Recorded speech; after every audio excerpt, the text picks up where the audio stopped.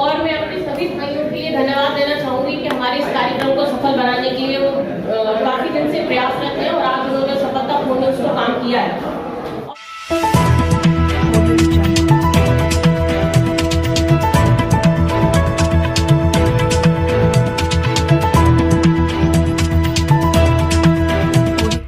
इस news channel पर जो भी वक्ता ने कहा वो उसकी अपनी राय है जिसकी पुष्टि नेशन न्यूज इंडिया नहीं करता। धन्यवाद।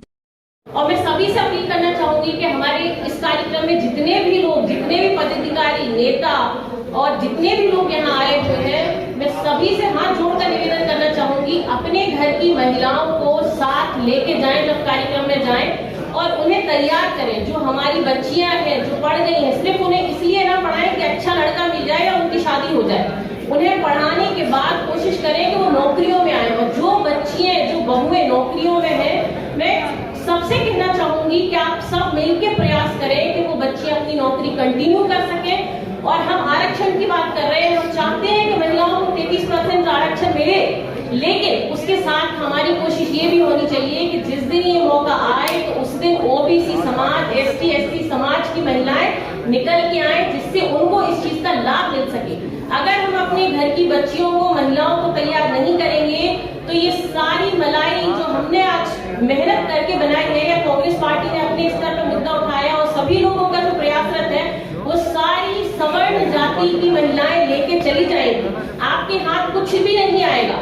और मैं सभी से कहना चाहूंगी कि हम जब एकता की बात करते हैं, अधिकारों की बात करते हैं, तब सबसे पहले शुरुआत अपने घर से करें और अपने घर की महिलाओं को, पत्नियों को, बच्चियों को इक्वल अधिकार दें। जहां बेटे को पढ़ने के लिए बाहर भेजते हैं, वहां कोशिश करें कि अगर बच्ची है तो उसे भी पढ़ने में बाहर भेजें। और अगर आपको लगता है कि बाहर का माहौल असुरक्षित है तो उसे समझाएं कि क्या सही है, क्या गलत है। चार दीवारी में कैद करने से प्रोग्रेस नहीं होगी। आप सोचें कि हम सिर्फ विचारों में या बातों में या मंचों पे से बोले और परिवर्तन हो जाए, ऐसा कभी नहीं होगा जब तक कि हम उस परिवर्तन को, उस विचार को अपने जीवन में नहीं उतारेंगे। और गांधी जी ने कहा है कि शुरुआत हमसे खुद से होती है।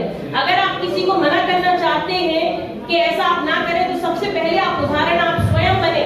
तो मैं चाहती हूँ कि हमारे जितने भी भाई हैं, जितने हमारे नेता हैं, वो कोशिश करें कि जितने अच्छे से वो वक्ता है उसका आधा भी अगर अपनी श्रीमती को या बच्ची को सिखाते हैं तो निश्चित रूप से उनके जीवन की वो सफलता है। क्योंकि कहीं ना कहीं महिला पूरा घर संभालती है और सोसाइटी का एक रिफ्लेक्शन होती है।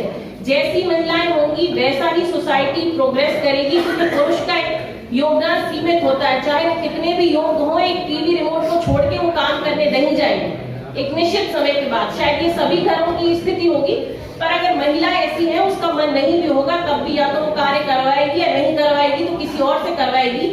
शायद ही ऐसा कोई घर हो जहाँ कोई भूखे पेट सोता हो, चाहे वो महिला पढ़ी लिखी हो या अनपढ़ हो, अपने घर की जो जिम्मेदारियां होती हैं वो हर हाल में निभाती है।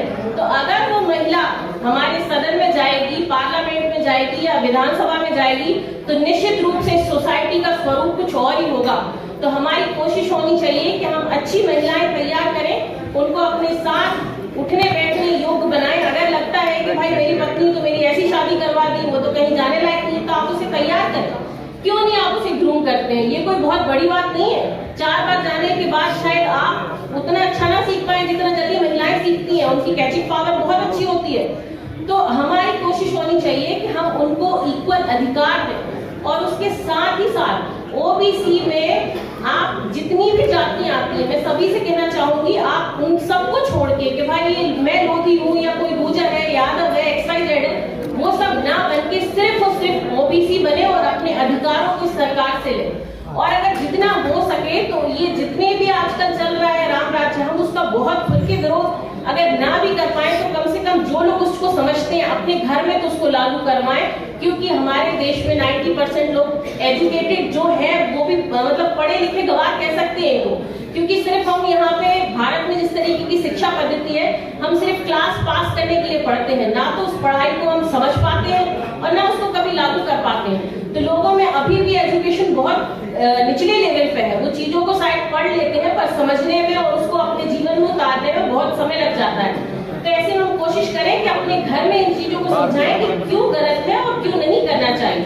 और जो भेड़चाल चल रही है उससे हटके कुछ नया प्रयास करें। और मैं सभी से कहना चाहूंगी कि अपने बच्चों को पढ़ाएं। शिक्षा ही एक ऐसा बाण है जिससे आप इस बुराई को, ये जितना भी अंधकार है उसको चीर कर अगर कुछ उजाला ला सकता है तो निश्चित रूप से शिक्षा ला सकती है। ऐसे में बहुत जरूरी है कि हम महिलाओं को और बच्चियों को पढ़ाएं। और मैं जितनी भी यहाँ पे महिलाएं अपना घर का काम छोड़ के समय निकाल के आई हैं, मैं उनको सभी को धन्यवाद देना चाहूंगी। और मैं जितने भाई हमारे अपनी पत्नियों को या बच्चियों को नहीं लाए हैं, मैं उनसे कहना चाहूंगी कि आप चाहे 2 घंटे की जगह आधे घंटे कार्यक्रम अटेंड करें, पर साथ परिवार करें, तभी समाज में परिवर्तन